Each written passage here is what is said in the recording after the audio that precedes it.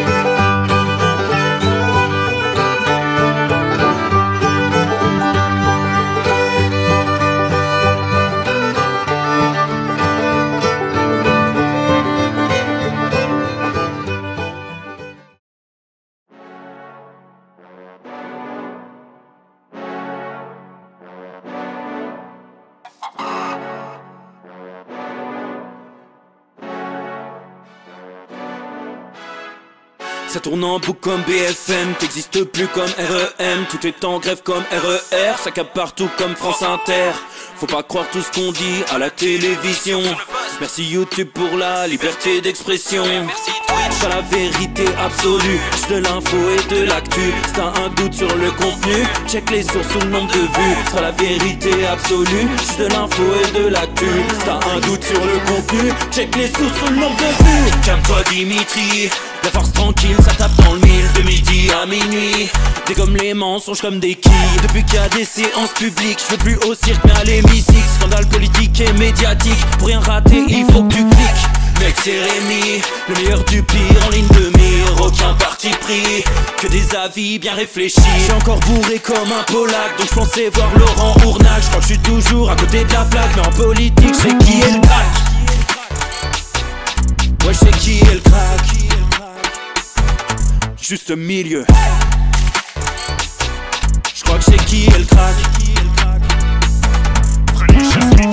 Ça lit des kilomètres de presse pour faire un résumé express. Ça charbonne comme un chinois avec la qualité d'un bavarois. On sera en retraite après notre mort, on sera bouffé par l'inflation. Dans le doute je vais voter Voldemort pour les prochaines élections. Passe de la country à la drill sans transition.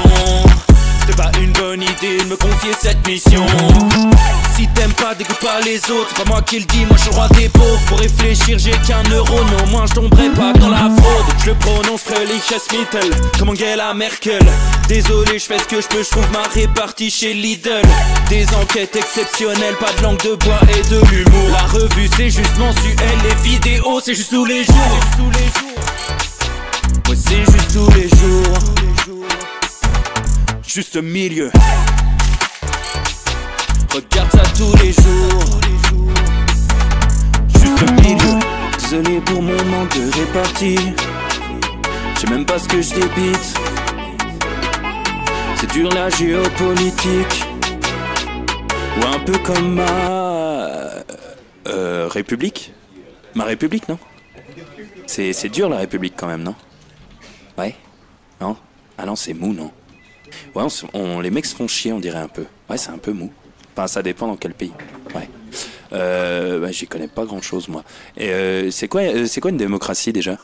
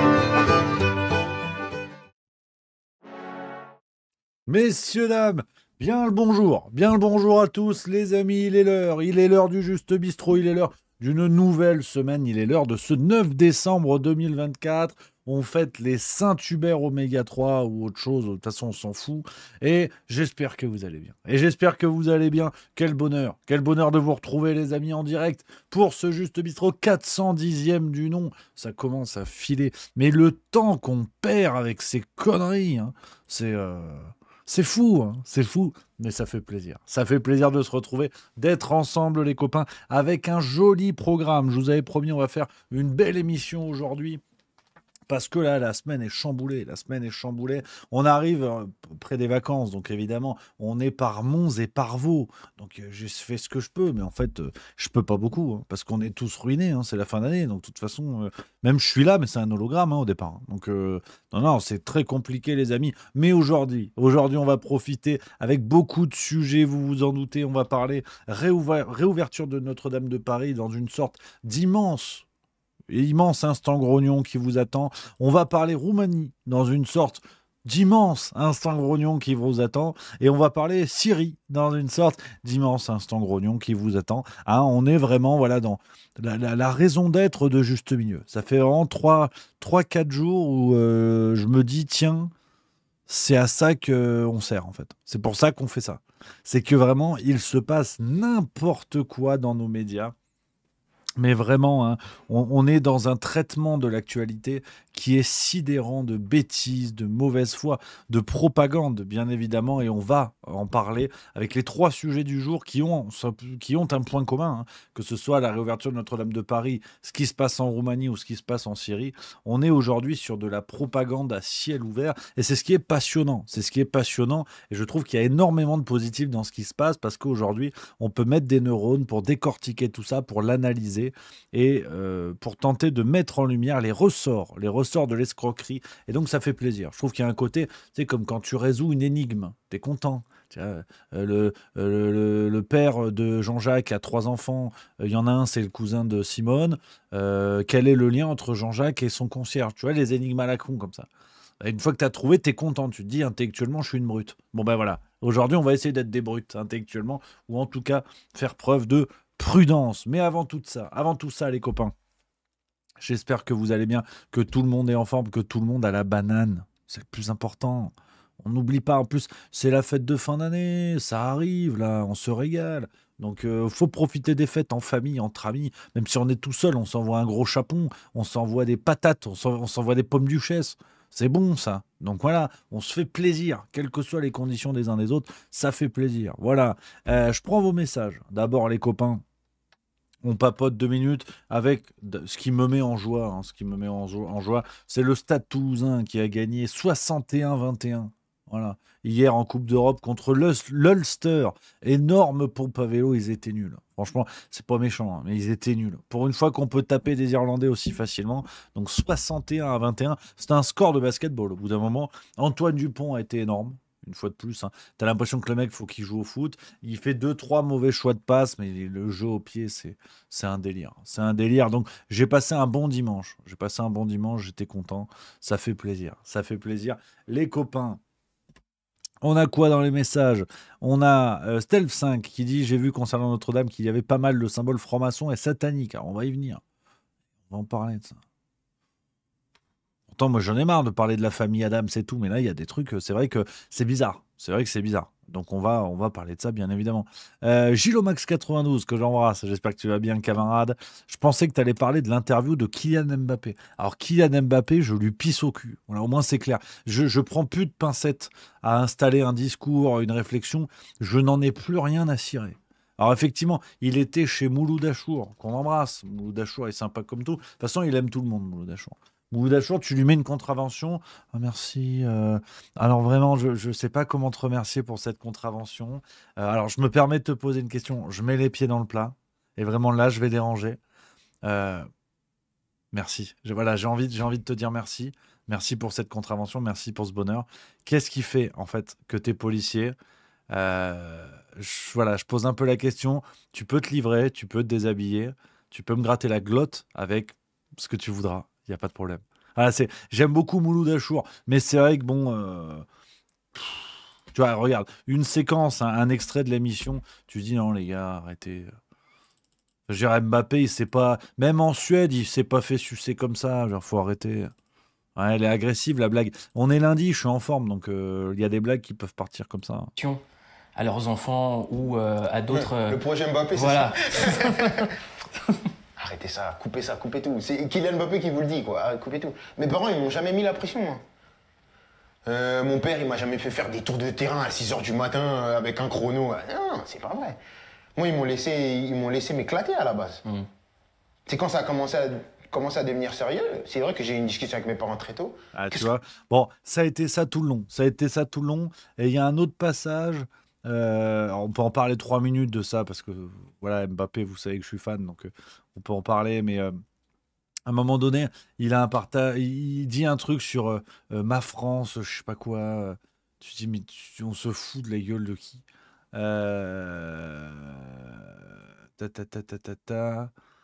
je sais plus. Bon, regardez la bande d'annonce, vous allez comprendre le ton de l'émission. Souvent, quand il y a une discussion entre 2 personnes, ça reste entre les 2 personnes.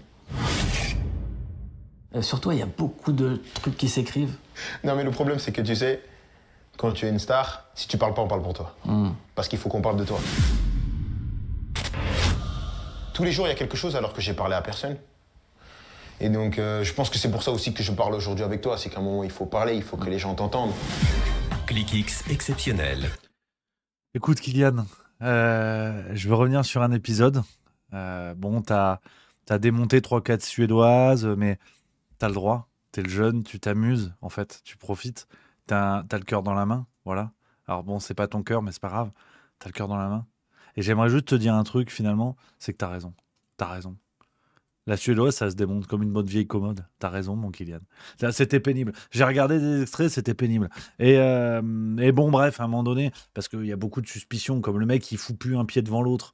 Il est nul. Et les gens se sont dit, bon, avec toutes les tuiles qui lui arrivent sur le museau, c'est vrai que quand même ça arrive, avec toutes les tuiles qui lui arrivent sur le museau, peut-être qu'il est en dépression. Et c'est possible, tu vois, on déconne, mais Kylian Mbappé ou pas Kylian Mbappé, le sport de haut niveau, c'est vraiment beaucoup de contraintes, beaucoup de concessions, beaucoup de choses, beaucoup de pression. Donc, cette question-là, elle est très, très peu abordée. Euh, dans le monde, dans le sport de très haut niveau. Donc, ça vient de plus en plus. Il y a quelques témoignages qui sont encore très rares, mais de sportifs de haut niveau qui osent parler de ça. Déjà, il y a des, enfin, des analyses, des spécialistes du sport qui se sont dit, mais en fait, Mbappé, c'est vrai que même dans son langage corporel sur le terrain, ça va pas, il n'y a plus rien qui marche. Les histoires de pognon avec le PSG, la Suède, bon, bref, tu vois. Et Mouloud Achour lui a posé la question, Kylian, écoute, voilà, il y a beaucoup de gens qui parlent, et je crois que le mieux, celui qui est le plus à même de répondre, c'est toi. C'est toi, en fait. Parce qu'il y a eu Martin Luther King, il y a Kylian Mbappé. Et je crois que maintenant, il faut que tu parles si tu as envie, sens-toi libre. Je peux te masser les épaules, je peux te toucher la nuque, et puis tu peux parler, quoi. Et donc, l'autre, il a répondu, mais vraiment, tu l'écoutes, t'en peux plus. C'est un croisement entre Macron et Mobutu, sauf qu'il joue au foot. Alors, tu sais, il arrive, fait des grands raisonnements. Ah non, non, mais je suis pas en dépression, c'est pas comme ça, il n'y a pas de problème, tout va bien, je suis pas en dépression. En fait, il a rien fait. Je vous résume un peu le bordel, parce qu'il y avait des papiers dans l'équipe, machin et tout ce matin. L'histoire en Suède, il a rien fait, il n'est pas coupable, il est même pas au courant de ce qui s'est passé. Bon, bah, pourquoi pas, la justice rendra son verdict s'il y a verdict. L'équipe de France, c'est la faute à Deschamps. Hein. Lui, il est chaud pour venir en équipe de France, mais c'est Deschamps, il veut plus. La dépression, tout va bien, il est en pleine forme, il n'y a absolument aucun problème. Donc en fait, résumé de l'affaire, le mec, il est nul depuis 2 ans, mais tout va bien. Donc bon, bah impeccable. S'il envisage d'être le futur Guy Varche et qu'il n'y a pas de raison au fait qu'il soit nul, moi ça me va très bien. De toute façon, après, je suis pas l'équipe 21, donc je vous donne ça comme ça, mais non, je peux plus le blairer. Franchement, je peux plus le blairer. Je pense que, de toute façon, je pouvais pas le blairer, mais là, je peux vraiment plus. Et je trouve, mais un jour, je pense que je vous ferai vraiment une analyse que j'essaierai de faire sérieuse, hein, ce que j'essaierai de faire sérieusement sur ce que Mbappé est au football, tu vois. Et je trouve qu'il y a du Macron chez Mbappé. Alors vous allez me dire à chaque fois, je tiré par les cheveux et que peut-être la comparaison n'a aucun sens. Et peut-être que oui, tu vois. Pour ça, je prendrai le temps de essayer de vous proposer quelque chose de sérieux et de réfléchi. Mais je trouve que si tu compares les trajectoires dans des domaines évidemment différents, mais il y a quelque chose de cet ordre-là, c'est-à-dire qu'ils sont catapultés à une vitesse extraordinaire dans leur monde respectif, ils sont imposés par le système, par un système médiatico-politique d'un côté et médiatico-sportif de l'autre, qui en font tout de suite des légendes de la politique ou du foot alors qu'ils n'ont rien fait. Et puis, il y a l'impossibilité, si vous voulez, de les critiquer, de les attaquer. C'est Nicolas Vidal, l'ami Nicolas Vidal qu'on embrasse, qui avait dit une fois concernant les ministres ou Macron, qui avait dit c'est les ministres Tefal, rien n'accroche. Et c'est vrai. Je trouve qu'il y a quelque chose de cet ordre-là. C'est-à-dire que Mbappé, il peut faire n'importe quoi. Factuellement, il est bidon. Statistiquement, il est nul. Et tu as tous les médias français qui disent non, mais c'est une mauvaise passe. Oui, alors d'après les stats, c'est 19 mauvaises passes. Et en plus, plus largement que ça, une mauvaise passe de 2 ans, ça s'appelle t'es nul, en fait. Et enfin, pour ce niveau-là, tu vois, pour le très haut niveau du Real, de ce que tu veux. Et je trouve qu'il y a quelque chose de cet ordre-là. C'est que tu peux pas les attaquer, ils peuvent faire n'importe quoi et tout va bien. Il est quand même suspecté d'agression sexuelle en Suède. Et l'affaire n'est pas réglée. Tu as eu les deux jeunes joueurs de rugby en Argentine, à l'affaire de Mendoza avec Hugo Radou et Oscar Gégou. Bon, bah, les mecs, ils étaient là-bas, ils n'ont pas joué, les clubs ont communiqué beaucoup et tout. Enfin, je trouve que c'est très bizarre. Il y a quelque chose de cet ordre-là. On ne fera pas aujourd'hui parce qu'on a déjà beaucoup de choses à se dire. Mais c'est vrai qu'Mbappé, on n'en peut plus, quoi. Et tu peux plus le voir en peinture parce qu'en fait, il a jamais rien fait. Le mec, il vient pas en équipe de France, il dit qu'il est blessé. 2 jours après, il joue avec le Real. Après, enfin, il fait un interview, il dit non, non, mais en fait, c'est pas moi. C'est jamais lui, en fait. C'est jamais lui, tout va bien. Donc, non, ça me gonfle. Mais bon, tu me diras, on a assez à faire avec. avec Macron. Donc peut-être qu'Mbappé, on peut le laisser à côté pour l'instant. On verra ça plus tard. D'autant plus que breaking news, on n'est pas à l'abri, d'une levrette claquée entre Elon Musk et Giorgia Meloni. Je passe d'un sujet à l'autre, il y a une aisance dans l'actualité. Je ne sais pas si vous avez vu passer cette vidéo. Meloni a rencontré Elon Musk, c'était il y a quelques jours. C'est du bonheur. C'est du bonheur. Je trouve qu'il se passe quelque chose.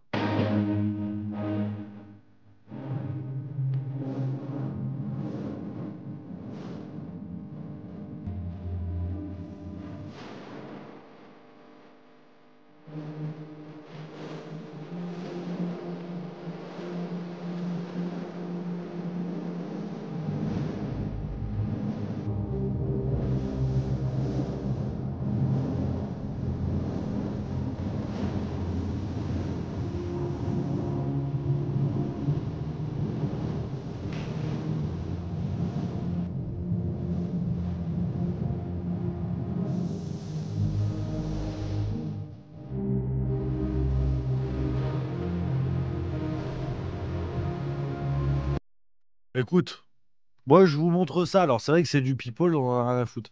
Mais entre la bromance Macron-Trudeau et l'amourette Meloni-Musk, tu vois, j'ai choisi mon équipe. S'il doit y avoir une nouvelle série à la téloche, je signe un Musk-Meloni. Il y a un truc sympa. Tu te dis, bon, il va peut-être pas aller visiter Mars avant de visiter Meloni, mais au moins l'homme est voyageur. Et ça me plaît. Ça me plaît. Il y a ce côté Christophe Colomb qui traverse les continents pour aller visiter l'autochtone et j'aime bien l'histoire, j'aime bien l'idée. Donc non, je trouve que c'est bien, je voulais vous montrer ça parce que avec toutes les dingueries que j'ai au menu aujourd'hui, un petit peu d'amour, ça fait plaisir. Un petit peu d'amour, ça fait plaisir. Et je me dis, et ce qui est chouette, dans l'émission du Juste Bistrot, la communauté qu'on a, et c'est là où je vous aime énormément, mais vous me faites peur, hein, évidemment. On a quand même le fond de Marlène, donc c'est le pseudo, hein, déjà le pseudo. Tu as compris qu'on était sur une chaîne YouTube où il se passe quelque chose. Et le fond de Marlène qui écrit « Elle a un boule de ouf, Mélanie ». Voilà. J'adore. J'adore cette émission parce que tous les jours, on essaie des grandes analyses, c'est sur la marche du monde, on dénonce des trucs. Puis là, tu as quelqu'un derrière son clavier. Alors attends, Azerty, elle a un boule de ouf, Mélanie. Envoyé. Voilà, ça va le faire rire, le gros. Après, voilà, c'est vous. Vous avez décidé d'être là. J'ai votre consentement. Hein. J'ai votre consentement pour être là. Mais c'est vrai que vous êtes complètement taré. On va pas se mentir, vous êtes complètement taré. Je le constate dans le Juste Bistrot, je le constate dans les commentaires des vidéos YouTube, je le constate au spectacle. Hein. Je rappelle cette anecdote, j'en rigole, mais c'est vrai que c'est pas normal. C'est pas normal. Dans un monde normal, les gens ne font pas ça. Dans le spectacle Zinzin, j'étais à Brienne-le-Château il y a quelques semaines en arrière. À un moment dans le spectacle, pour ceux qui n'ont pas vu, je vous spoile pas, je joue un prof de fact-checking. Bon, vous verrez. Là, comme ça a l'air saugrenu. Mais... Et je descends dans le public, parce qu'il y a un mec qui m'avait interpellé. Je dis, attends, toi, je vais venir te voir. Je vais le voir, le mec se lève, il me serre la main, il me met la main sur l'épaule, il me dit, ouais, faudrait que je te dise un truc après le spectacle, qu'on parle d'une actu... J'ai essayé d'être dans mon rôle, j'essaie d'être dans mon personnage, mais je me suis dit intérieurement, ces gens-là sont fous. Soit c'est une secte, soit je draine que des tarés, je sais pas pourquoi, mais il s'est dit, tiens, en fait, l'autre, il essaie de faire des blagues, bon gré mal gré, je vais aller le voir, on va parler premier degré. Mais vraiment, il s'est levé, il est sorti du rang, et lui, moi, ouais, je te disais, quand t'as fini tes bouffonneries, là, faut qu'on parle. C'était extraordinaire. Et c'est pour ça que je vous aime. C'est une aventure de fou, et c'est pour ça que je vous aime. Mais voilà, faites attention quand même. Parce que ça peut surprendre. J'imagine toujours ceux qui déboulent sur la chaîne, qui connaissent pas, qui disent merde. Apparemment, les effets secondaires, peut-être de AstraZeneca, je sais pas du tout, les amis. Alors, on va y aller plein badin, les copains, parce que beaucoup de sujets aujourd'hui, les amis, vous vous en doutez. On a pas mal de choses à se dire. On va prendre les choses dans l'ordre. On va prendre les choses comme elles viennent et avec de la réflexion. On fait des vannes, hein, vous savez, j'aime bien faire quelques blagues pour alléger un peu le bazar au début. Mais après, il faut aller... tu vois, je baille. Je sais ce qui arrive. Je sais ce qui arrive et je baille. Donc, il va falloir en parler. Il va falloir en parler, les amis, parce que là, ça va loin. Hein. Ça va très très loin, les copains. Et donc, vous vous doutez qu'on va y venir, on doit y venir, de toute évidence. La réouverture de Notre-Dame de Paris, les amis, ça y est, le 7 décembre, cette grande cérémonie tant attendue pour la réouverture de Notre-Dame de Paris, la fin des travaux, qu'on nous a dit, alors des travaux qui ne sont pas terminés. Voilà, bon, chaque chose en son temps. On va y revenir, mais on est très clairement sur euh, une opération de propagande à tous les étages, où l'attention a été fixée sur des choses qui, à mon sens, ne sont absolument pas pertinentes et intéressantes, et les détails les plus forts qui devraient nous inquiéter, mais profondément, et je dis ça sans vouloir mettre de l'huile sur le feu ou quoi, hein, c'est vraiment de voir ce qu'on voit, comme on dit. Euh, on est véritablement entré dans un monde de négation du réel. Hein. C'est-à-dire que, je le dis en introduction de cette séquence, on a beaucoup reproché à Trump, en tout cas on a beaucoup daté le fait d'être entré dans la période de la post-vérité, hein, où des récits alternatifs remplacent le réel. Aujourd'hui, il n'y a même plus besoin de Trump pour arriver là-dedans. Et c'est complètement dingue. Alors, on va reprendre un peu la salade depuis le début. Vous connaissez l'histoire comme moi, les amis. Donc, euh, cet incendie terrible en 2019, l'annonce, à peine les flammes n'étaient même pas éteintes, que Emmanuel Macron avait d'ores et déjà annoncé la réouverture d'ici 5 ans, donc en 2024, la même année que les Jeux Olympiques, ce qui avait donné beaucoup de sueur froide, hein, aux spécialistes et compagnie qui allaient être en charge du dossier. Le pari a été tenu, Notre-Dame a pu réouvrir ses portes, mais dans quelles conditions? Dans quelles conditions et de quoi ne parle-t-on pas? Où en est la propagande? Où en est la propagande par rapport à tout ça, dans les discours complètement fous? Alors, vous connaissez la maison, les amis. Je sais qu'il y a beaucoup, beaucoup de choses qui peuvent être dites sur Notre-Dame de Paris. Il y a beaucoup de lectures qui sont faites, de grilles de lecture, notamment l'ami Bertrand Scholler, excusez-moi, Bernard. N'importe quoi. Ça lui irait pas en plus. Bertrand, ça lui va bien. Bertrand Scholler, que j'embrasse évidemment, qui a des analyses que je trouve très intéressantes sur Twitter. On y adhère pas, mais il y a une volonté de créer la réflexion. Et j'aime beaucoup ce qu'il propose, même si parfois, il le sait, on en a déjà parlé, ça peut me sembler hors d'atteinte. En tout cas, pour moi, intellectuellement, ça me semble hors d'atteinte, mais je trouve ça toujours intéressant d'aller tenter d'autres grilles de lecture. Maintenant, ce que je vais essayer de vous proposer, comme d'habitude, hein, des éléments, des analyses qui me semblent pertinentes parce que sourcées. Tout ce que je vais vous dire s'appuie sur des éléments qu'on peut sourcer, qu'on peut voir dans les médias classiques, et de construire des raisonnements à partir de ça, à partir de cette base solide, ça me semble plus pérenne. Après, libre à chacun d'aller sur des niveaux de réflexion qui ne sont pas les miens, des niveaux d'analyse et de sources qui ne sont pas les miens. Mais je voulais vraiment partir de, comme d'habitude, ce qu'on nous a dit dans les médias, pour mettre en lumière le fait que nous sommes face à une propagande orientée et qu'aujourd'hui, le grand public adhère à la version qu'on veut bien lui mettre dans le cerveau, alors que tout est sous nos yeux et que c'est... aujourd'hui, on a un niveau assez grandiose, si vous voulez, de détournement des esprits. Donc, le plus important, on va commencer tout de suite avec ça, de toute façon, il n'y a pas de suspense là-dessus. On peut parler de l'incendie, évidemment, on peut parler de l'enquête dont des éléments ont été classés secret défense, une enquête pour laquelle, à mon avis, nous n'aurons jamais la réponse. Pour ça, je vous renvoie vers une première vidéo que j'avais faite sur cette question-là, les amis, elle est là.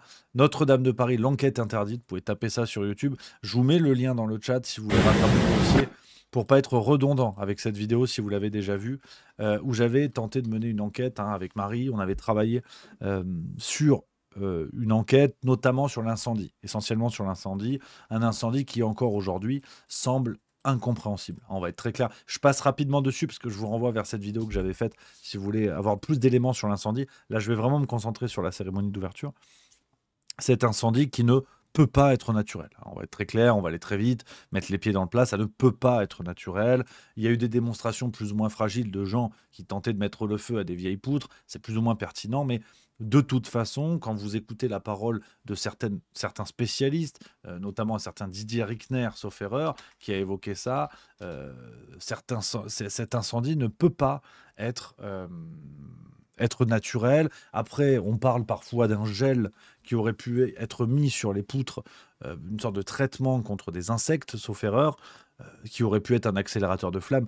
Tout est possible. On est chez Juste Mieux, vous connaissez la maison. Je ne dis pas que je connais précisément une piste et que je la valide faute de preuves. Je dis juste que la thèse du mégot ne tient pas. C'est impossible. Et à la rigueur, qu'on le démontre. Qu'on le démontre et que l'enquête soit faite.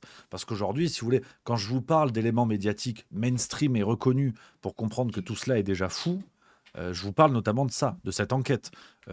Aujourd'hui, on peut, avec un poil de cul, remonter l'ADN de votre famille sur 33 générations. Par contre, un incendie de l'ampleur de Notre-Dame de Paris, on ne sait pas. C'est un mégot de cigarette.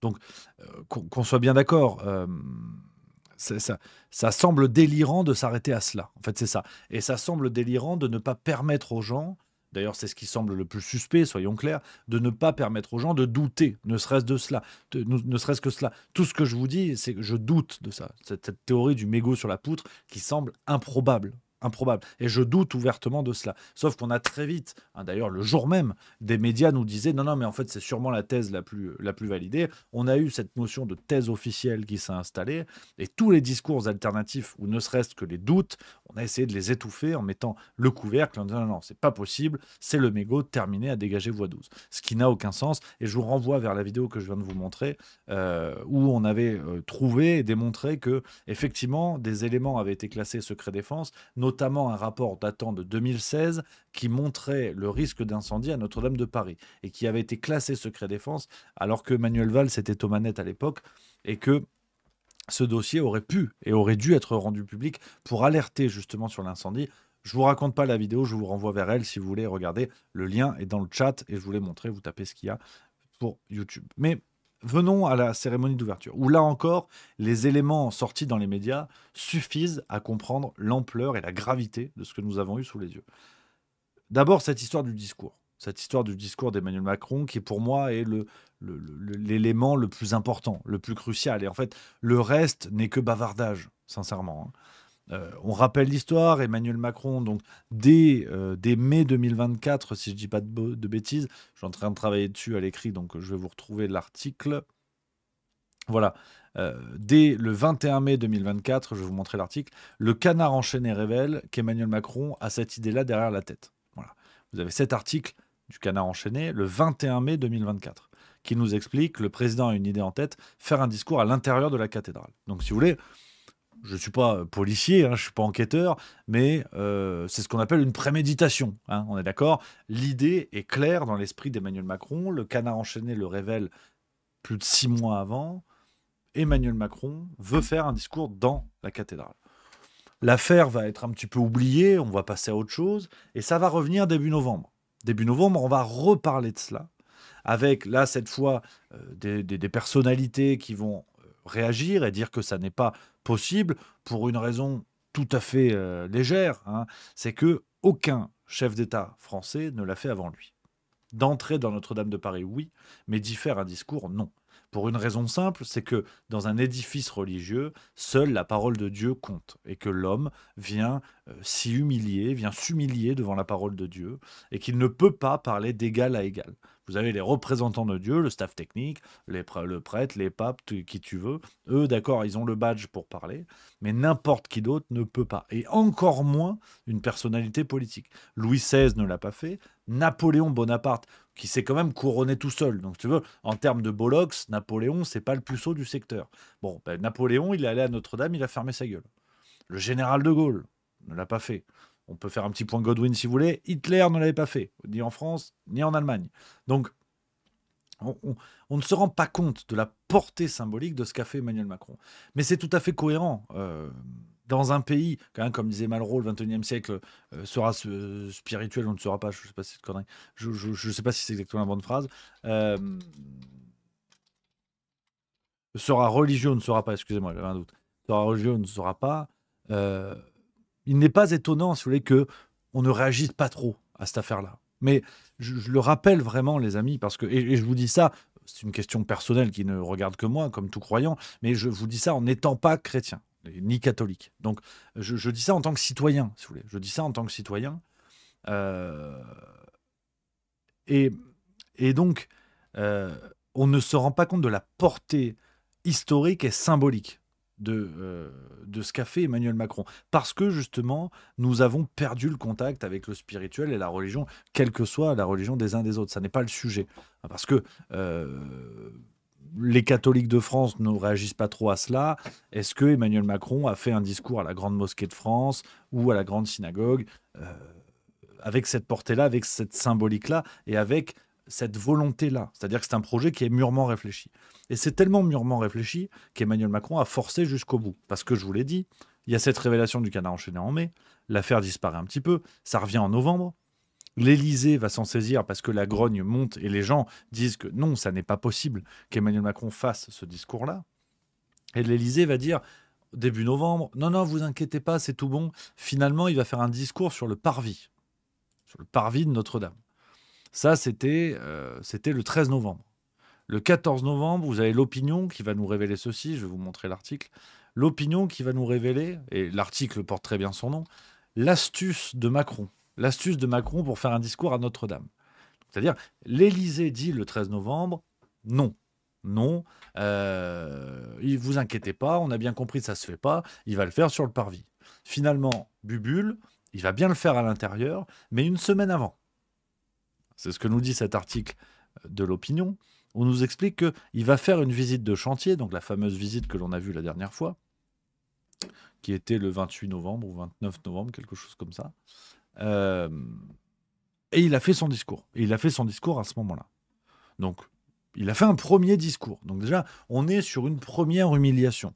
Comme je vous l'ai dit, de l'ordre historique, de l'ordre symbolique et de l'ordre légal. Parce que, pour rappel, c'est ce que j'aurais peut-être dû vous dire au début, c'est parfaitement illégal, hein pour des questions de séparation de l'Église et de l'État et pour des questions de la loi, en fait, tout simplement. Hein, l'article, je vous ai noté, parce que je vous l'ai dit, je travaille dessus en ce moment, pour Juste Mensuel, l'article 35-1 de la loi 1905 qui stipule « Il est interdit de tenir des réunions politiques dans les locaux servant habituellement à l'exercice d'un culte ou dans leur dépendance qui en constitue un accessoire indissociable. » Donc, Emmanuel Macron piétine la loi, piétine la symbolique et piétine l'histoire de France. Mais le pire, c'est qu'il va le faire 2 fois. Parce qu'il y a eu ce fameux discours lors de cette visite de chantier, retransmise à la télévision évidemment, et je ne sais pas si vous vous rappelez les images, mais on est face à un meeting. On est sur des images de meeting politique qui rappelaient d'ailleurs celles des réunions que Macron faisait au moment des Gilets jaunes, où il était entouré de gens. Rappelez-vous. Je crois pouvoir le dire, une immense émotion de nous retrouver ici même. Voilà. On est sur des images de meeting. Donc on vient, si vous voulez, tenter de démontrer le caractère apolitique de cette déclaration. Donc c'est évidemment aberrant. Et 4e étape dans l'humiliation, Emmanuel Macron comptait refaire un discours le jour de la réouverture, ce que je vous ai dit. Finalement, c'était non. Il va faire un discours sur le parvis et oh bah, pas de bol, il fait pas beau. Météo France nous dit que des rafales de vent étaient prévues entre 65 et 80 km/h, ce qui ne permet pas, évidemment, de tenir le discours sur le parvis. Et donc, toute la cérémonie a été déplacée à l'intérieur, comme a communiqué l'Élysée le 6 décembre. Donc, si on récapitule, on a reconstruit une cathédrale en 5 ans et on n'est pas foutu de construire un Barnum en 5 heures. Donc, évidemment qu'on se moque des gens, évidemment. Donc, Macron a doublement humilié, si vous voulez. A doublement humilié à la fois l'histoire de France, le culte catholique et la loi française. 2 fois, il a dit, il a humilié, mais vraiment, véritablement, étymologiquement, si vous voulez. Et là, je vous parle en fait du contexte général, qui pour moi suffit. On va parler du reste, de ce qui s'est passé durant cette cérémonie, mais pour moi, cela suffit à comprendre que vous avez aujourd'hui un Emmanuel Macron qui se place au niveau de la parole de Dieu. Après, comme je vous l'ai dit, libre à chacun d'en penser ce qu'il veut, bien évidemment. Et je vous dis ça, comme je vous le dirais à la virgule près, si cela s'était passé dans une synagogue, dans une mosquée ou dans je ne sais quel lieu de culte. C'est pas parce que c'est les catholiques, c'est pas question de ça. C'est juste une question d'un président de la République qui, avec préméditation, piétine l'ordre symbolique, piétine la tradition religieuse et piétine l'histoire de France. avec ce que ça veut dire. Je veux dire, aujourd'hui, et c'est pour ça, j'entends des gens qui balaient cela d'un revers de la main en disant oui, mais bon, on a un pays laïque, tout au mieux, il a dépassé la loi, mais on s'en fout, quoi. C'est bon, c'est pas grave, tu vois. Sauf que le c'est pas grave, voilà où ça nous entraîne. Voilà où on en est. Et curieusement, on va y venir tout à l'heure, hein, il n'y a pas un média pour relever ce que je vous dis. Ça n'est pas moi qui l'invente. Il y a des articles qui l'évoquaient, qui disaient que justement, Emmanuel Macron envisageait ce discours à l'intérieur de la cathédrale, et ce qui n'était pas entendable pour bien des croyants et bien des gens. Et ça passe, hein. Je vais vous montrer un article du Huffington Post qui dit exactement ce que je vous dis là. C'est pas l'avis de Rémi. On s'en fout de l'avis de Rémi. Mais regardez, hein, c'est ce que dit cet article de Huffington Post qui rappelle la loi, hein, dans ce que je vous disais, et qui rappelle ceci, hein, le principe de séparation sera respecté par les uns les autres. Cela s'est fait en bonne concorde. Ça, c'était sur les discussions quand l'Élysée avait dit que ça allait se faire le 13 novembre. Ça allait se faire à l'extérieur, pardon. Vous voyez, hein, ce que nous dit, voilà. Ce que nous dit le Huffington Post, aucun chef d'État ne s'est risqué à franchir la grande porte de la cathédrale pour s'exprimer publiquement. Donc, c'est l'histoire de France, si vous voulez. C'est l'histoire de France qui veut ça. Et il n'y a pas un média pour venir dire, attendez, on a peut-être un problème là-dessus avec quelqu'un qui se met au moins à égalité avec la parole de Dieu. Et je le redis, c'est pas une question de Dieu des catholiques ou de chacun choisit son équipe, j'en ai rien à cirer. Je vous dirais la même chose pour n'importe quel culte. Alors, après on avance sur la cérémonie en tant que telle, mais pour des choses qui, moi, me semblent secondaires, quand on voit, si vous voulez, la gravité du comportement prémédité d'Emmanuel Macron. Mais tout était comme ça, Regardez par exemple, hein, la scène d'entrée d'Emmanuel Macron, là encore, à noter l'humilité du monsieur.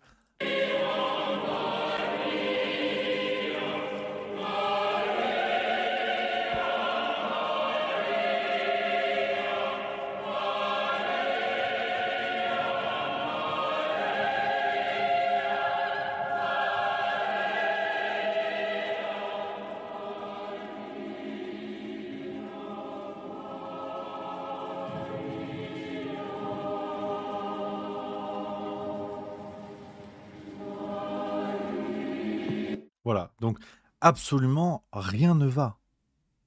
Absolument rien ne va. On a une entrée digne d'un sacre, digne d'un mariage royal.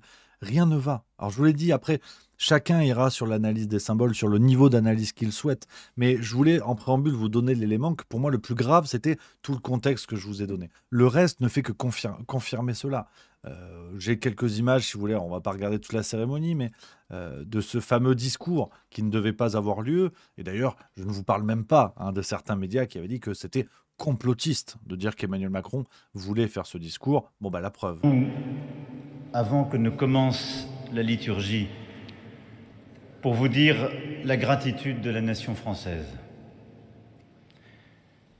Gratitude à l'égard de tous ceux qui ont sauvé, aidé et rebâti Notre-Dame de Paris.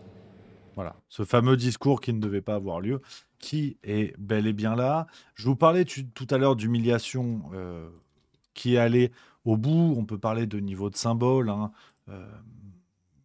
Par exemple, pêle-mêle, il y a eu beaucoup de choses, hein, vous vous en doutez. On va dire, sur le premier niveau, vous avez par exemple, hein, Brigitte Macron, hein, qui déboule en mini-jupe au-dessus du genou, tu vois. Alors, là encore, mon but n'est pas de jouer à la grenouille de bénitier et de vous dire « Ah mon Dieu, c'est terrible qu'un éclair s'abatte sur elle », mais il y a le respect des lieux de culte, tout comme si vous rentrez dans une mosquée, une femme va se couvrir la tête. Si vous rentrez dans une église, on ne rentre pas les épaules découvertes et on ne rentre pas avec un vêtement au-dessus du genou, aussi bien pour les hommes que pour les femmes. Donc si vous voulez, on y viendra dans l'analyse que j'essaierai de vous proposer. C'est une sorte de respect lié à ces codes spirituels. Et j'y viendrai un peu plus en détail là-dessus un peu plus tard. Donc Brigitte Macron, voilà où on en est, si vous voulez. C'est une humiliation à tous les niveaux, avec un couple présidentiel d'apparence royale qui n'en a rien à foutre et qui le démontre. Vous avez Brigitte Macron qui reçoit la communion, regardez, alors qu'elle a été divorcée. Culte catholique, c'est comme ça, une femme divorcée ne peut pas recevoir derrière la communion. Après, c'est pas moi qui fixe les règles du jeu, comme au foot, quand il y a hors-jeu, là, il n'y a pas de communion. Je vous dis ça, c'est comme ça. vous avez dans les autres moments à la fois délirants, mais à la fois, je ne sais même pas si c'est symbolique. euh, on a eu alors les vêtements qui ont été choisis pour euh, pour euh, pour le staff technique de l'église. On a des trucs délirants, hein, dessinés par Jean-Charles de Castelbajac. Bon, ça, voilà, ça fait partie des symboles, si vous voulez, pour moi. Bon, voilà. On a eu ce morceau d'orgue, hein, qui restera dans les annales.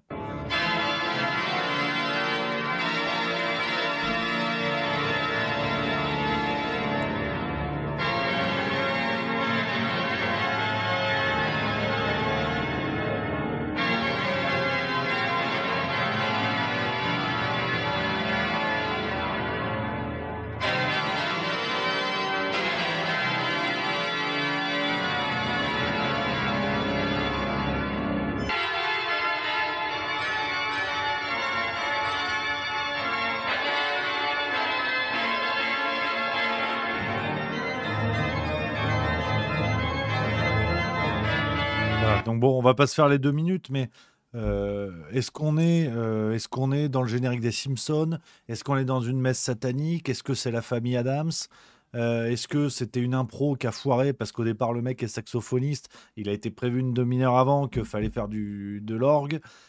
C'est évidemment dégueulasse. Enfin, j'ai pour l'instant trouvé personne qui m'ait dit que c'était joli, enfin, qu'il avait trouvé ça joli. L'art est subjectif, bien évidemment. Là, j'ai jamais trouvé quelqu'un pour l'instant qui m'a dit ça. Et puis, la question qui m'interroge le plus, qui est le compositeur de cette merde? Je sais pas vous, hein, est-ce que quelqu'un a entendu parler du compositeur de cette musique? Donc c'est un truc qui sort de nulle part et qui, je vous le disais, chacun son niveau de lecture, mais effectivement nous amène dans des univers qui ne sont pas l'univers de l'orgue que l'on peut entendre dans les églises ou des musiques religieuses que l'on entend dans le culte chrétien. Là, on est dans un univers beaucoup plus noir, qui évoque, ne serait-ce que dans on va dire les références collectives. Là, on est plutôt dans une messe noire, on est plutôt dans quelque chose qui fait peur. On est très loin de l'univers lumineux de la religion. Donc, là encore, c'est délirant. Et je le redis, chacun son niveau d'analyse. Et moi, quand je vois en fait tout ce qui se passe, je suis prêt à écouter tous les niveaux d'analyse. Et je pense qu'il ne faut pas se fermer de porte. On y viendra parce que c'est tout le sujet et toute la force des symboles. C'est qu'on doit les entendre parce que les gens que nous avons en face de nous font très attention aux symboles. Donc, voilà, pour cette humiliation qui va jusqu'au bout, si vous voulez, rien ne va, hein.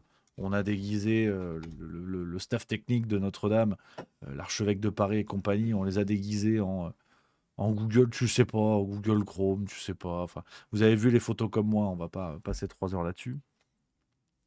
Alors après, on a parlé de beaucoup de choses qui sont pour moi, si vous voulez, des anti-symboles où je pense qu'on s'en fout, mais je vous partage mon point de vue là-dessus pour essayer d'être complet, en tout cas sur ce qui s'est passé.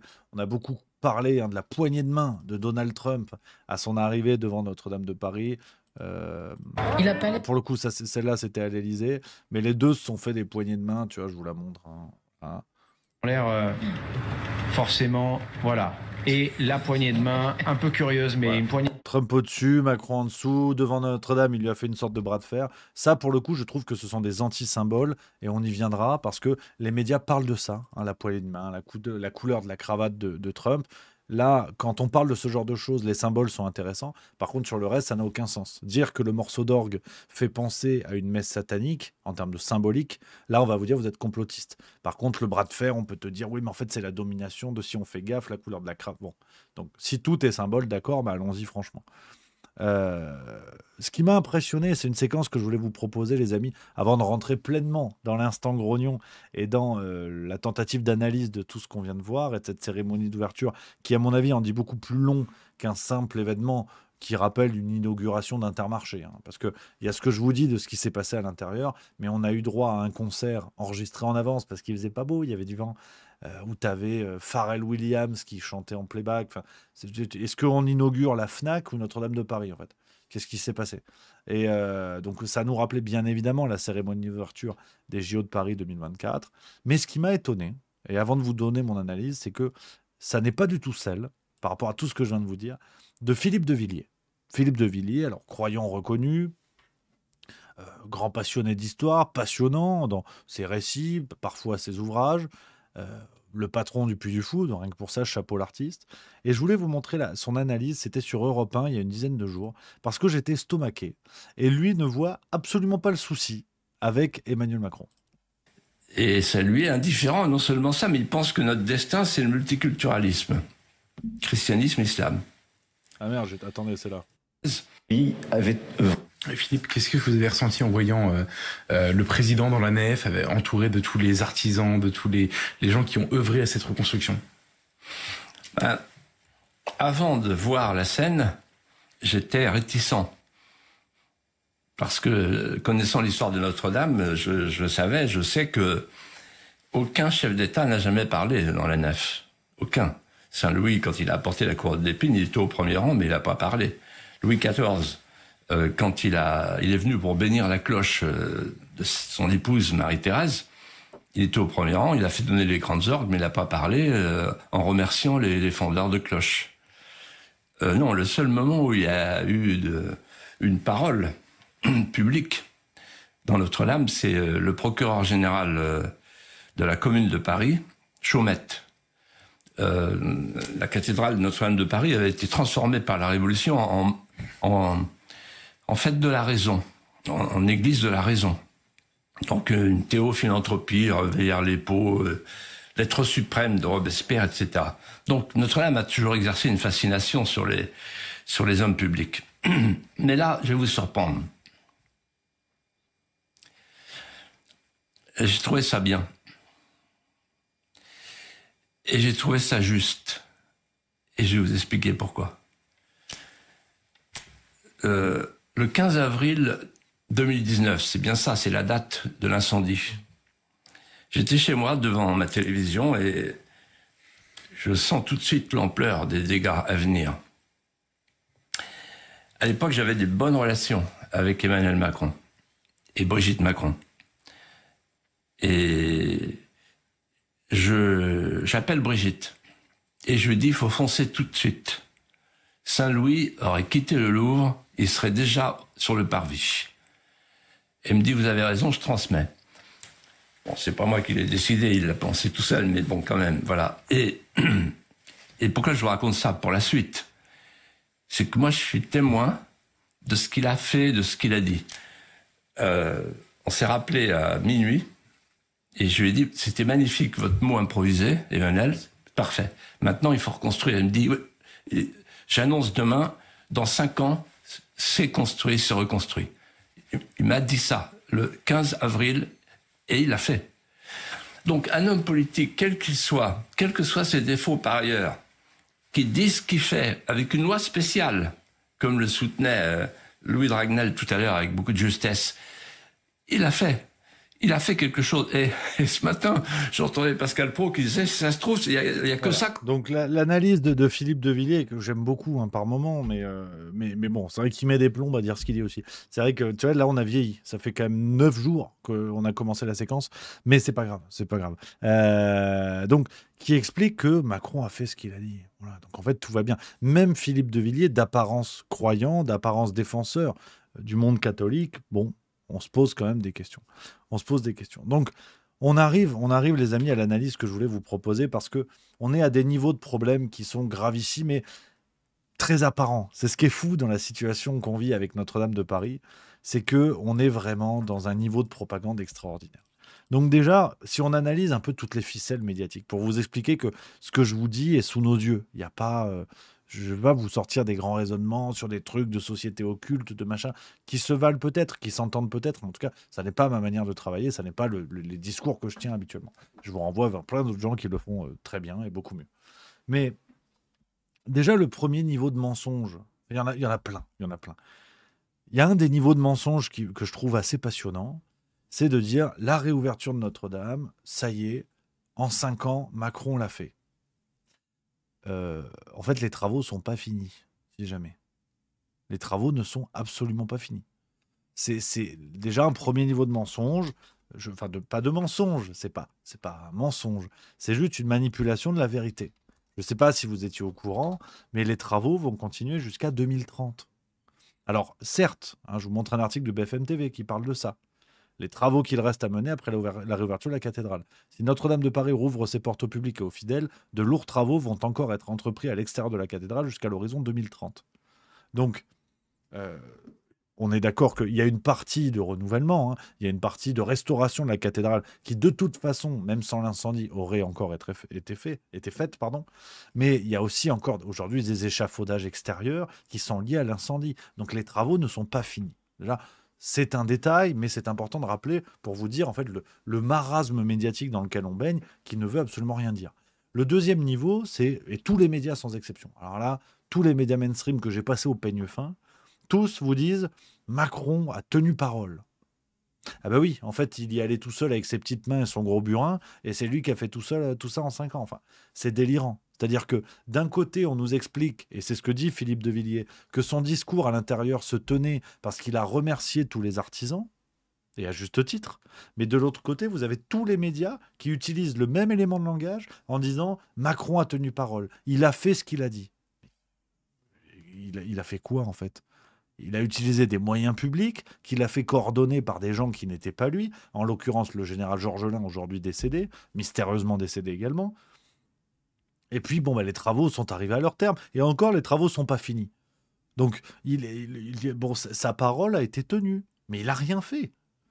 C'est complètement délirant. C'est complètement délirant. Et tout est comme ça, si vous voulez. Déjà, les grandes lignes, tout est comme ça. Et après, vous avez cette cérémonie, donc avec ce que je vous ai expliqué, les antécédents qui pour moi sont gravissimes, mais ça n'est que mon avis. Pour moi, ces antécédents qui montrent un président de la République qui se veut l'égal de Dieu dans un lieu de culte, donc il outrepasse la loi, il outrepasse les symboles et il outrepasse l'histoire de France. Et là, ce qui m'a passionné, c'est le silence médiatique sur la rupture complète avec la laïcité. On est d'accord, on n'est pas d'accord, c'est pas le sujet. Mais quand on installe des crèches dans les mairies, vous avez tous les certains représentants de gauche qui viennent chialer dans les médias. Vous avez des journalistes qui expliquent « c'est scandaleux, une crèche dans une mairie », mais vous vous rendez compte quasiment la Troisième Guerre mondiale. Et là, le président de la République qui outrepasse complètement la loi de 1905, il n'y a personne qui moufte. Personne. Donc, je sais que c'est une phrase un petit peu redondante et répétitive, mais on nous prend évidemment pour des bœufs. On nous prend évidemment pour des abrutis. C'est-à-dire que la laïcité, quand c'est une crèche dans la mairie de Cugnot-la-Poule, 402 habitants, là c'est un drame qui peut faire s'effondrer la République française. Et par contre, quand c'est un président de la République qui fait un discours dans une église, un discours d'apparence et de contenu politique pour expliquer qu'il a bien tenu sa promesse, là il n'y a pas de problème. Donc, c'est évidemment n'importe quoi. Cette question de laïcité, comme elle est traitée dans les médias, je dis bien comme elle est traitée dans les médias, c'est absolument délirant. Et on a bien la preuve que nos médias ne sont ni plus ni moins que des porte-voix à caractère prostitutionnel et qui suivent une ligne qui n'a plus aucun sens.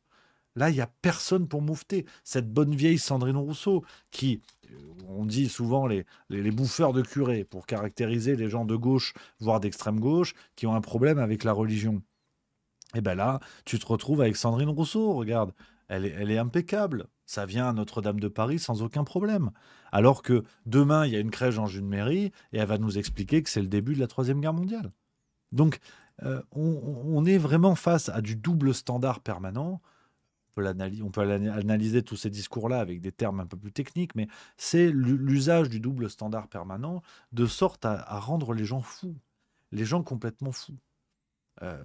Alors après, comme je vous l'ai dit tout à l'heure, ça fait déjà plusieurs fois, et pour être très clair, on peut aller vers des niveaux d'analyse qui, pour moi, ont toute leur importance. On peut parler de cet hôtel, le nouvel hôtel qui a été installé dans Notre-Dame de Paris, qui rappelle bien plus un hôtel franc-maçon qu'un hôtel classique dans une église ou une cathédrale. On peut parler du sol à damier noir et blanc.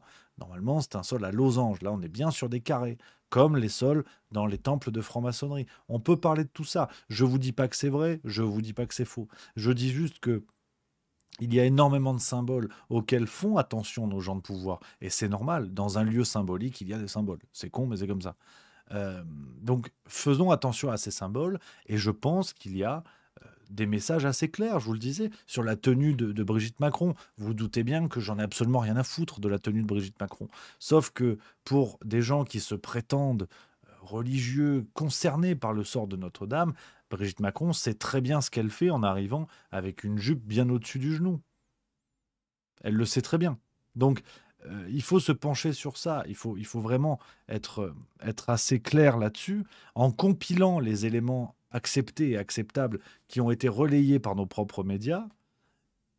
Et après, libre à chacun d'en tirer ses conclusions. On se rappelle quand même que quand on regarde un peu le passif entre Emmanuel Macron et la question de la spiritualité, on a quelqu'un dont le parcours, en tout cas, interroge. Rappelez-vous cette séquence d'un interview d'Emmanuel Macron. C'était pour un journal britannique, sauf erreur. Le Financial Times. Regardez ce qu'il nous disait. Je crois que notre génération doit savoir que la bête de l'événement est là. Et elle arrive. Voilà. La bête de l'événement. Un interview d'Emmanuel Macron au Financial Times. Donc, j'aimerais que ce soit une vidéo générée par IA. Vous pouvez trouver l'article en anglais original où il y a cette citation. Donc, si vous voulez, je suis passionné par la spiritualité, mais je ne suis pas spirituel moi-même. Je n'ai pas choisi mon équipe. Voilà, c'est comme ça, c'est une question qui est personnelle, comme tout le monde, je vous le dis, que ce soit clair. J'adore la question de la spiritualité, ça me passionne, mais je n'ai pas encore ma licence à un club, parce que c'est l'islam, les cathos, les juifs, j'en sais rien, on verra le club que j'ai envie de choisir. Mais qu'importe, sur ces questions-là que je trouve passionnantes, Emmanuel Macron a un rapport très intéressant. Cette déclaration de la bête de l'événement, qui peut venir dire non mais c'est anodin, il a dit ça comme ça. Donc en fait il dit n'importe quoi. Et ça c'était très tôt. On est en 2017 à ce moment-là. Si je dis pas de bêtises, je vérifie juste. On est en 2020, pardon. On est en 2020. Donc c'est même pas avant la fin de son premier mandat. Donc on a cette déclaration-là. On rappelle également qu'Emmanuel Macron est quelqu'un, il y a plusieurs articles, je peux vous retrouver, je vais vous montrer l'article dont je vous parle, qui est un article du Figaro qui racontait ça. Bougez pas. Attendez, où est-ce que j'ai mis ça? D'un article du Figaro qui raconte le baptême d'Emmanuel Macron alors qu'il avait 13 ans contre l'avis de son propre père. Je vais vous montrer ça. Oh.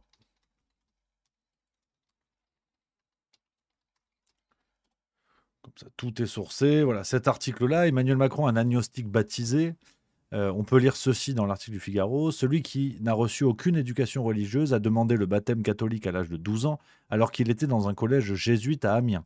Il s'est ensuite éloigné de cette foi pour embrasser une vision philosophique de la transcendance. Alors bon, est-ce que quelqu'un peut expliquer ce que c'est une vision philosophique de la transcendance? Moi, personnellement, je ne sais pas ce que c'est.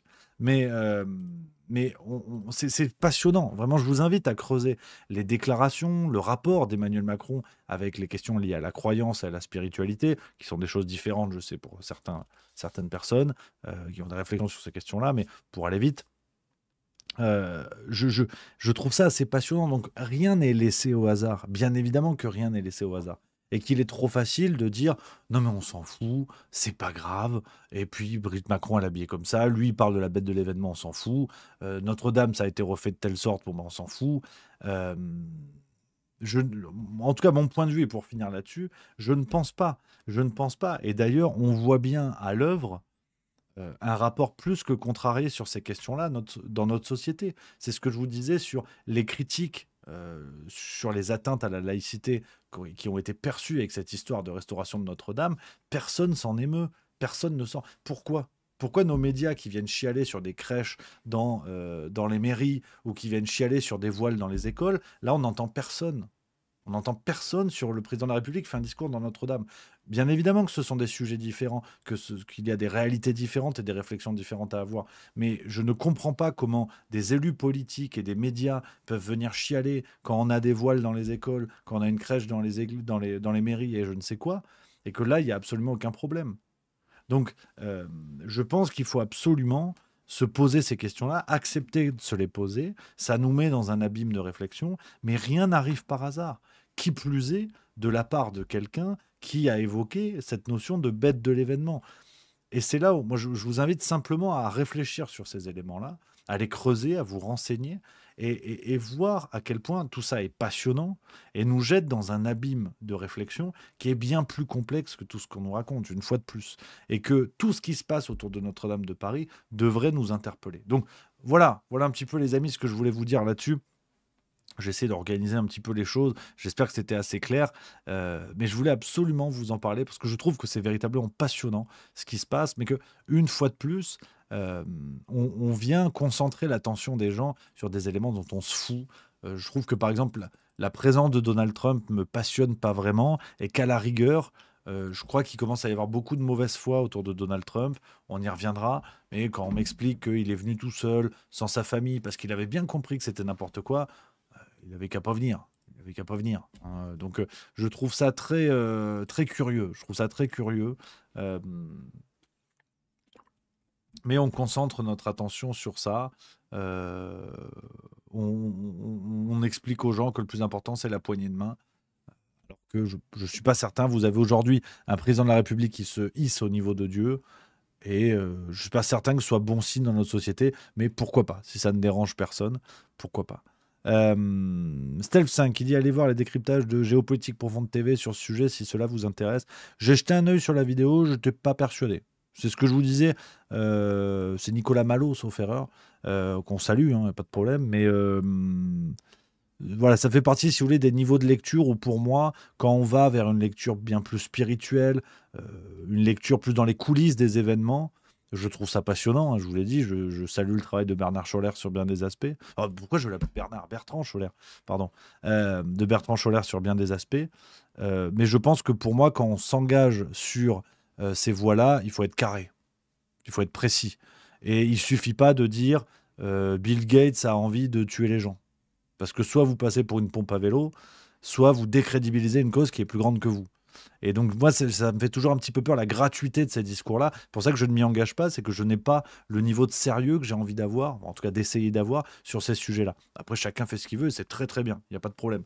Mais je pense que quand on va là-dessus, on n'embarque pas que soi-même et son discours. On embarque toute une sphère de gens, on va dire, facilement qualifiés de complotistes. Et du coup, je pense qu'on doit avoir un devoir de prudence et de vigilance redoublée pour faire un travail de qualité et être inattaquable. Moi, quand on m'explique que Notre-Dame, il y a un truc parce qu'un symbole sur un truc qui rappelle quelque chose et puis pas plus, il n'y a pas de source, il n'y a rien, il n'y a pas de référence, il n'y a que dalle. Bon, je ne suis pas persuadé, mais tous les travaux sont nécessaires, et tant mieux, et tant mieux. Donc voilà un petit peu les amis, ce que je voulais vous dire sur ça. Je prends vos messages dans le chat si vous avez des idées. Il y a Stealth5 qui dit mais ça donne une autre grille de lecture, il me semble. Complètement d'accord. Rimkakus59 qui dit connais-tu la chaîne Parlons peu, parlons bien sur YouTube? Absolument. Je regarde de temps en temps, j'aime bien le boulot qui est fait, notamment sur la dénonciation de la pédocriminalité. Il y a des trucs vraiment chouettes. Voilà. Je le dis, et j'ai dit le mot chouette. Donc, tu vois, typiquement, là, si tu es un petit peu. Là, si tu fais des analyses sur les clubs américains, j'ai dit chouette. Est-ce que c'est le Bohemian Club? Est-ce que finalement. Attention. Hein. Donc, non, mais c'est pour la blague, évidemment. Mornez64, tout me fait flipper en ce moment, les guerres, ce qui se passe ici, tout en fait. Je suis d'accord que ça pousse pas à la confiance, mais c'est pour ça qu'il faut garder la banane. Rester sérieux, rester ensemble, et surtout se serrer les coudes, un peu comme quand, dans une tente au camping, quand il fait froid, tu sais. Tu te serres un peu les coudes, on se tient chaud et on va y arriver. On va bricoler, et surtout on reste lucide, on accepte les débats, on papote, ça me semble être le plus important. Les amis, on avance parce que j'ai beaucoup de choses à vous dire avec tout ce qui se passe. Et je vais absolument boucler l'émission au complet ce soir, les copains. Petit rappel, avant d'enchaîner sur les sujets, vous le savez, hein, c'est le rendez-vous. Mercredi 18 décembre à 20h, les copains, c'est les pompes à vélo d'or 2024, la première cérémonie juste milieu. On va voter pour élire nos meilleurs pompes à vélo dans toutes les catégories, elles sont là. Hein. Le fact-checker de l'année, le roi du déni, le Baudelaire de la politique, la pompe à vélo politique de l'année. On va se régaler dans cette grande cérémonie en direct. On vous prépare de belles choses. On va se fendre la gueule, on va se fendre la poire. Je mets le lien dans le chat, les amis. Allez-y, relayez à fond, les copains. Pour cette cérémonie, on va en reparler. C'est mercredi prochain à 18h. Pas celui-là, celui d'après. Le 18 décembre à 20h. 18 décembre à 20h. Ça va être quelque chose. Je prends vos petits messages. Il y a Jean Coltrane, 30, qui dit juste au milieu, tu n'exprimes pas vraiment le fond de ta pensée. Aurais-tu peur de quelque chose? Merde. Là, par contre, tu m'as percé à vif. Parce que même moi, j'étais pas au courant que j'exprimais pas le fond de ma pensée. Donc, par rapport à quoi j'exprime pas le fond de... Dis-moi, parce que du coup, je suis pas au courant. Donc, là, tu m'as fait peur. Là. Jean Coltrane 30, à ton avis, qu'est-ce que je ne dis pas? Est-ce que c'est les juifs, les homosexuels, les Illuminati? Dis-moi. Dis-moi qu'on est à fond. Parce que sinon, là, il faut que tu me dises. Parce que moi, j'étais pas au courant que j'allais pas à fond. Donc, sur cette histoire de Notre-Dame. Alors, c'est ce que j'ai dit tout à l'heure. Sur cette affaire de Notre-Dame, j'ai fait déjà une première vidéo sur YouTube où je parle de ça. Et d'ailleurs, dans cette vidéo, à la fin, on vous offre la vidéo enquête complète que j'avais faite pour la boîte noire, où là, je dis tout ce que je pense. Donc, c'est pas le genre de la maison. Et puis d'ailleurs, quand ça arrive que je ne puisse pas aller au fond de mes pensées, je le dis. Au moins, c'est clair. Donc non, sur Notre-Dame, si tu veux, je vois pas ce que je n'ai pas dit. Enfin, n'hésite pas à me... non, blague à part, hein.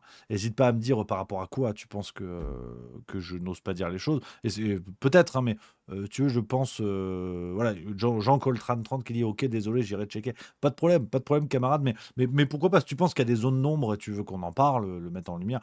Là, moi, sur le papier, quand ça arrive, je vous le dis. Donc là, il y a sur Notre-Dame, ça me semble assez... voilà, sur ce que j'avais envie de vous dire, ça me semblait assez ok. Mais...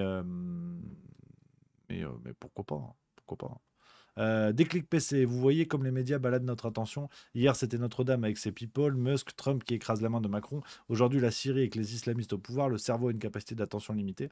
Quand il y a une accélération de grosses nouvelles, c'est pour mieux détourner l'attention des petits tas. Complètement d'accord. Alors là, tu résumes parfaitement l'ambiance dans laquelle nous sommes. Je suis complètement d'accord avec toi. C'est assez sidérant. Et du coup, tu m'offres une transition parfaite, cher ami. On va enchaîner les copains avec effectivement ce qui se passe. Il y a 2 autres actualités que je voulais traiter avec vous ce soir. La Syrie. La Syrie. Ah là là. Alors, rien à voir avec le bois. Rien à voir avec le bois. Mais, tu vois, je rebaille. Ah, c'est fou. Alors là, c'est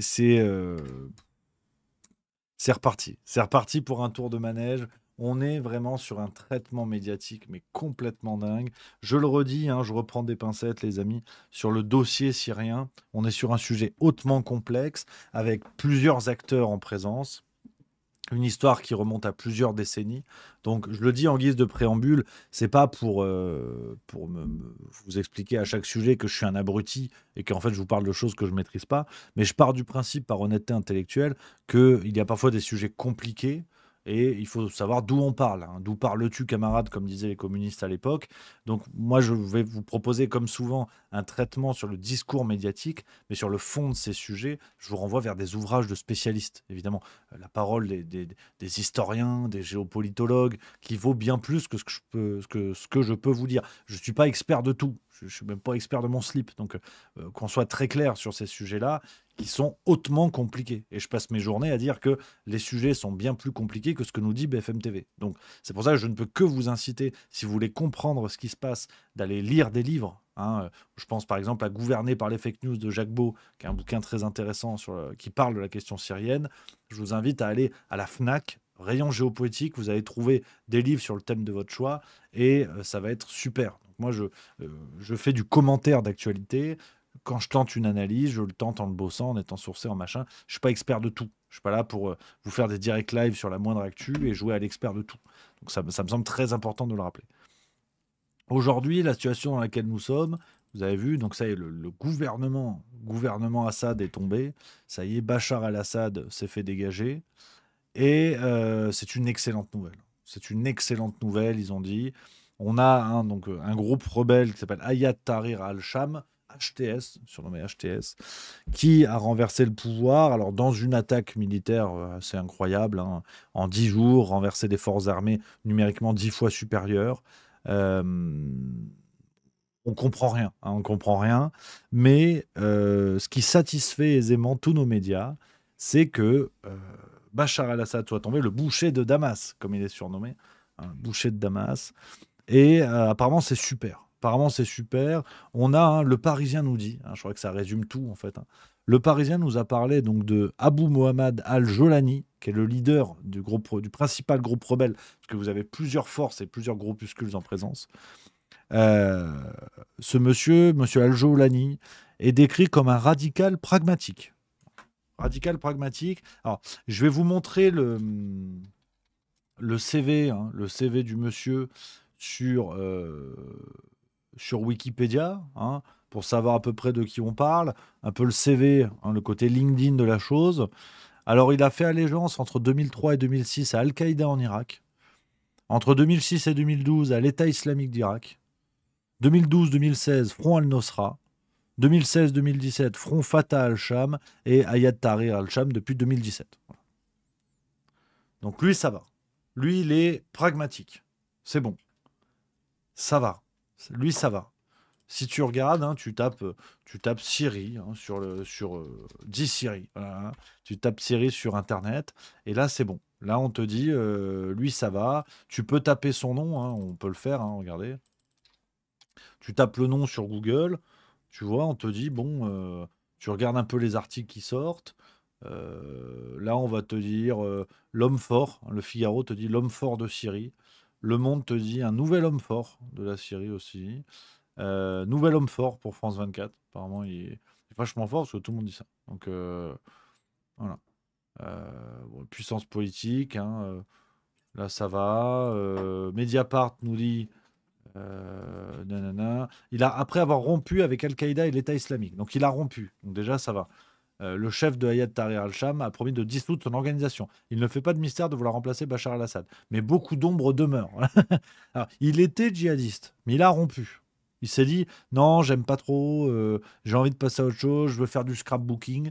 Et donc maintenant, ça va mieux. Ça va beaucoup mieux. Donc voilà, vraiment les amis, lisez les journaux. Lisez les journaux, c'est encore le plus simple. Il y a eu une autre expression. Attendez, où est-ce que j'ai vu ça? Bon, c'est pas, enfin, on a des trucs délirants. On a des trucs délirants dans les médias. Et donc c'est ce monsieur-là, avec ses potes, qui prennent la tête du pouvoir en Syrie.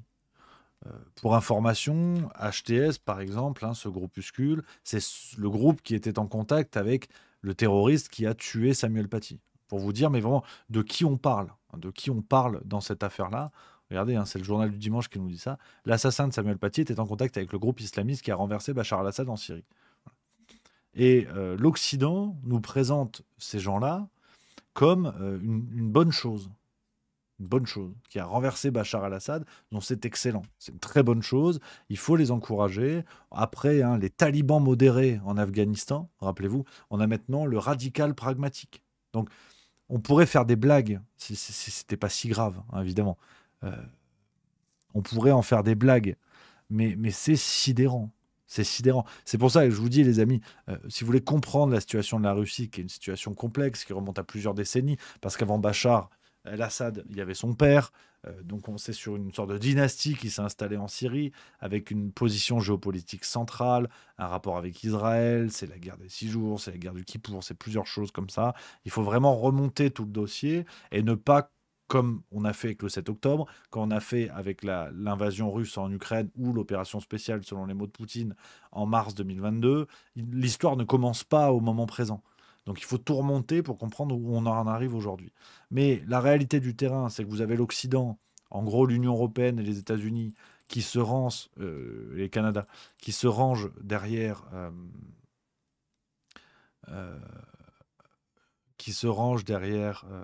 ce monsieur, qui est vraiment du djihadiste dernier degré, qu'on soit clair, et qui prend la tête de la Syrie, on te dit c'est une excellente chose. Voilà. Ça se passe très très bien, tout va très bien.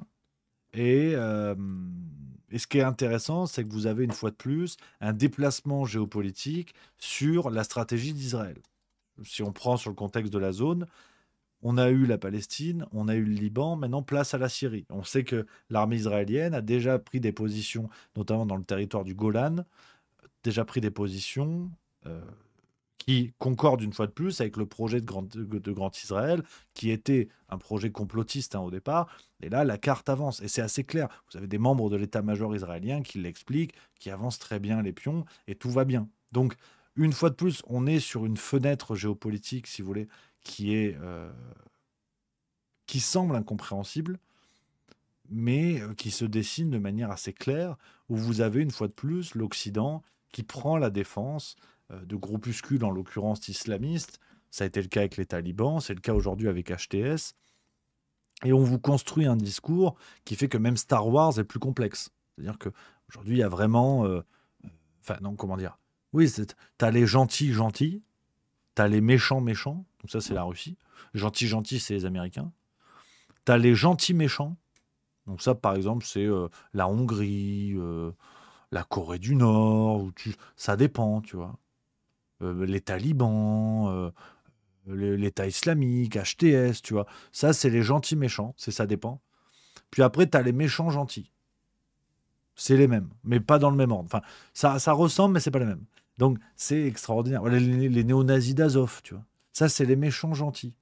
Ils ont l'air méchants, mais en fait, ils sont gentils. Donc, c'est pour ça, les amis, que je vous disais ça, je vous inviter à vous renseigner, regarder des reportages, lire des livres, parce que vous n'en sortirez que plus grandi, que plus prudent, que plus vigilant, que plus intelligent. Et ce qu'on nous raconte aujourd'hui dans les médias, plus vous allez vous renseigner sur une question, quelle qu'elle soit, plus vous allez voir la supercherie du contexte, de la présentation des faits. C'est sidérant. Et ce qui se passe en Syrie, on n'a vraiment pas fini d'en entendre parler. C'est assez hallucinant. Et sans transition, on peut parler de ce qui se passe en Roumanie, où en fait, sur la forme, c'est exactement la même chose.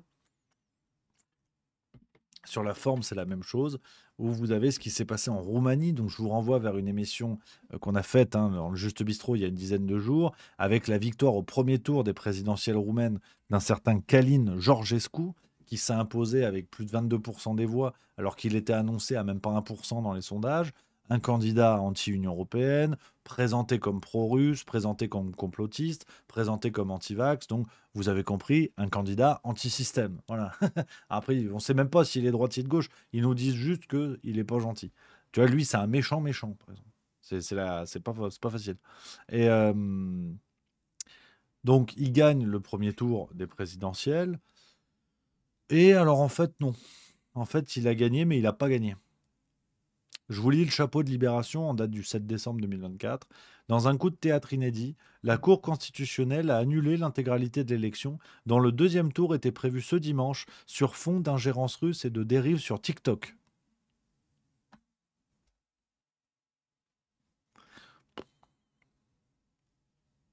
Non, après tout, pourquoi pas, hein. Je veux dire, si maintenant les agents secrets russes font des trucs sur TikTok, bon, si tu veux, hein. Et parce que moi, bon, c'est une émission sérieuse, le Juste Bistrot. Je fais attention à la parole des experts. On a eu l'analyse de Valérie Ayer. Elle nous avait manqué. Et là, elle a fait une analyse dans l'Opinion du 9 décembre sur l'histoire de la Roumanie. D'ailleurs, elle a écrit « En Roumanie, la robustesse démocratique à l'épreuve ». Voilà. Donc, on truque complètement le vote du peuple, mais c'est une robustesse démocratique. Pourquoi pas, hein. Et elle écrit, Valérie, « Ce qui se joue est bien plus grave que notre profond désaccord politique. C'est d'abord le rôle trouble de TikTok dans l'équité du scrutin. Si ces manipulations d'algorithmes sont confirmées, nos démocraties ne peuvent se permettre de rester de marbre. Les réseaux sociaux deviennent un champ de bataille clé auprès des électeurs. Mais la démocratie algorithmique est un oxymore. Il n'existe pas de démocratie là où l'équité électorale est rompue, ni là où règne la désinformation. » Alors, au-delà de la bêtise apparente de la dame, il faut s'arrêter quand même 3 minutes sur ce qu'elle déclare, qui est, à côté, 1984, c'est une promenade de santé. Parce que ce que nous dit Valérie Ayer, et c'est là où il faut les écouter, c'est comme ce que je vous disais sur les symboles tout à l'heure. Il faut prendre au sérieux les symboles, il faut les analyser. Sur ce qu'ils nous disent, c'est pareil. Quand Valérie Ayer écrit « La démocratie algorithmique est un oxymore », il n'existe pas de démocratie là où l'équité électorale est rompue. Pour mesurer une équité électorale, c'est qu'il faut qu'il y ait une instance de mesure. Sinon, ce n'est pas possible. Sinon, vous avez tout le temps inéquité. C'est impossible autrement. Donc, on est sur un aveu clair, limpide, si vous voulez, d'un État omniprésent qui tolère des espaces de débat dans lesquels il juge qu'il y a équité. Et on parle d'une Valérie Ayer, si vous voulez, qui a bossé au niveau de l'Union européenne. L'Union européenne qui est l'une des instances internationales les plus corrompues. On se rappelle de l'affaire Eva Kaili, les affaires de corruption, les sacs de sport remplis de billets, de choses comme ça. Et cette dame-là vous explique que l'inéquité en Roumanie, c'est pas bien, mais que, bon, en arrière-plan de ce qu'elle dit, c'est bien la preuve que vous avez un deux poids, deux mesures. Que le peuple vote d'après ses intentions et ses volontés en Roumanie, ça, c'est pas bien. La corruption en Europe, bon, c'est pas interdit, ça n'a rien fait invalider, hein. Il n'y a pas d'inéquité. Rappelez-vous, en termes d'inéquité, pour choisir des vice-présidents de l'Assemblée nationale il y a quelques semaines en arrière, il y avait eu un vote truqué, avec 10 voix en trop à l'Assemblée nationale. Je vais vous montrer l'article, hein, pour sourcer, c'est important. Hein, c'est important, regardez. Hein. L'opinion du 19 juillet 2024, donc il y a un peu plus de temps. Poste clé à l'Assemblée, 10 enveloppes en trop dans les urnes, le scrutin du premier tour annulé. Donc, ce sont ces gens-là qui vous expliquent que la démocratie est bafouée. Faut bien comprendre la supercherie. Donc, c'est vraiment sidérant, les amis. Cette situation-là et le traitement médiatique qui est fait sur la Roumanie, vraiment, c'est vraiment un coup d'État assez clair, coup d'État des juges, comme on dit souvent, mais ça n'est pas une expression surannée. Vous avez vraiment des juges qui ont estimé que cette élection n'était pas tenable, qu'il y avait eu des ingérences russes sur TikTok, quoi. On est évidemment pas sérieux. On est évidemment pas sérieux, les amis. Donc, voilà. Je voulais vous parler de ça, les copains, vous parler de tout ça, faire le point sur tout ça. Et clairement, voilà, cette propagande médiatique est de plus en plus visible. Donc c'est là où on doit gagner de la force, gagner de l'unité, et se dire, voilà, avec un tout petit peu de neurones, avec un tout petit peu de recul, vous avez une propagande qui est claire, qui est visible. Ceux qui y adhèrent, à l'échelle politique, médiatique et autres, ne peuvent plus être pris au sérieux. C'est pas possible. C'est absolument pas possible. Donc, politiquement, par exemple en France, sur ce que je vous disais par rapport à Emmanuel Macron, où sont les réactions des leaders de gauche qui sont les premiers à hurler aux ruptures de laïcité et qu'on n'entend pas du tout aujourd'hui? Ils sont où, ces gens-là? Ils sont où? Et je pense que les questions à se poser, elles sont vraiment là. Mais nous, en tant que citoyens, en tant que peuple, il n'a jamais été aussi urgent de se renforcer, de s'intéresser à ce qui se passe, de lire des choses, de comprendre. Et pour engager quelque chose, engager un vrai changement qui viendra du bas de la pyramide avec des gens qui sont plus forts, qui sont plus costauds, qui sont plus renseignés et qu'on ne peut pas tromper comme ça. Si on baisse les bras en disant « ouais, mais il y a trop de propagande, ils nous font avaler des couleuvres et tout », parce qu'on a encore la lucidité de ne pas les avaler et de voir que c'est n'importe quoi. Et donc, j'espère que l'élan positif provient des gens qui ont envie de construire ce truc-là et de se dire, bah, nous, on ne va pas se laisser avoir, on va renforcer ce qu'on sait, on va renforcer nos moyens de protection face à cela, et on va y arriver, on va bricoler. Donc voilà, les amis, ce que je pouvais vous dire aujourd'hui, dans cette émission, les copains, j'espère que vous avez passé un bon moment. Beaucoup de sujets. 18h06, mais c'est pas des manières, ça. C'est pas des manières, les copains. On va se retrouver mercredi, parce que demain, non. Demain, c'est non. Parce que j'enregistre un interview. J'enregistre un interview qui va être chouette. On va parler de théâtre. On va parler de théâtre et Edward Snowden. Vous allez voir, j'ai hâte de vous proposer cette vidéo, les amis, parce que ça change de ce qu'on fait. Ça va être aussi dans l'idée de 2025 d'aller vers des vidéos un peu différentes, des sujets un peu différents, précisément pour s'ouvrir l'esprit, prendre de l'air. Un bon bol d'air, réfléchir, travailler nos neurones, et c'est ça qui va nous aider. Donc voilà, les copains, on se retrouve donc mercredi à 16h45 pour le Juste Bistrot. Et je le redis, n'oubliez pas la soirée des pompes à vélo qui arrive à toute vitesse, les pompes à vélo d'or, mercredi 18 à 20h. Et puis sinon, c'est la tournée du spectacle, vous le savez, la tournée du patron, envie de dire. Montpellier, c'est complet, ça dégage. Lausanne, il reste 60 places. Ça part vite, ça part à toute vitesse. 60 places à Lausanne le 11 janvier 2025 à 20h. Aix-en-Provence, le 18 janvier à 20h, pareil, il reste même pas une centaine de places, donc on est dans les clous. Et après, ce sera Narbonne, le 14 février. Les amis, voilà, je vous mets le lien. J'ai oublié, paf, voilà, tac. Je vous mets le lien dans le chat une fois de plus, les amis. Et puis, voilà, je vous embrasse, passez une excellente soirée. Vive la rigolade, vive la France, et à après-demain, du coup. Thank you.